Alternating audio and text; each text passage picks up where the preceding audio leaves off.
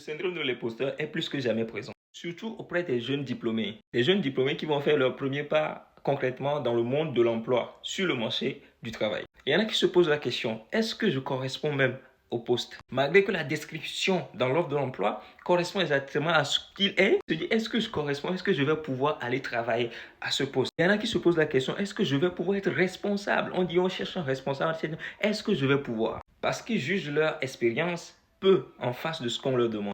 Pourquoi vous faites ça? Le syndrome de l'imposteur est plus que jamais présent, surtout en 2024-2025. Pour la simple raison qu'on a un outil, ChatGPT, l'intelligence artificielle. L'intelligence artificielle fait que les jeunes ont confirmé leur syndrome de l'imposteur. Il y en a qui se disent, est-ce que j'aurais été capable de réaliser tel ou tel s'il n'y avait pas ChatGPT? Regarde comment tu te traites toi-même, tu te minimises, psychologiquement ça ne va pas. En parenthèse, je répète, ChatGPT c'est un outil comme les autres. C'est un outil comme Excel, Word, PowerPoint, c'est un outil comme l'Internet. C'est un outil, il faut l'utiliser, il ne faut pas avoir peur, il ne faut pas se dire c'est mauvais. Quand tu l'utilises, tu n'as pas les compétences. Tu l'utilises, mais derrière tu corriges.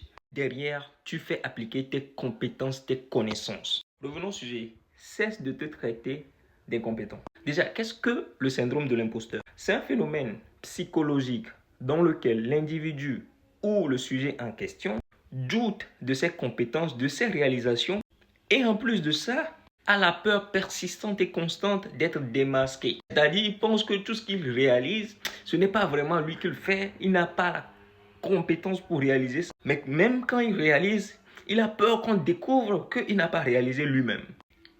C'est quoi ça? Je sais que tu es comme ça. Tu regardes cette vidéo comme ça, mais je sais que tu es comme ça. En tout cas, sur certains sujets, tu es comme ça.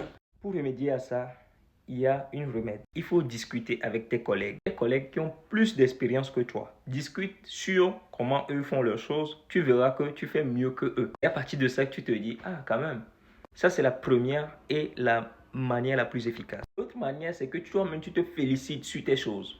Félicite-toi avant qu'on ne te félicite. Quand tu finis une réalisation, une mission, dis-toi que c'est bien fait, tu l'as bouclé et que tu es capable de refaire la même chose. N'attends pas de l'appréciation de quelqu'un. Et quand on discute ta réalisation, il faut savoir les raisonner. J'ai fait ci pour telle raison. Il faut avoir de la maîtrise sur les sujets. Toi-même d'abord. Documente-toi beaucoup pour ne pas se sentir inculte devant les sujets. Cesse d'être imposteur toi-même. Aïe!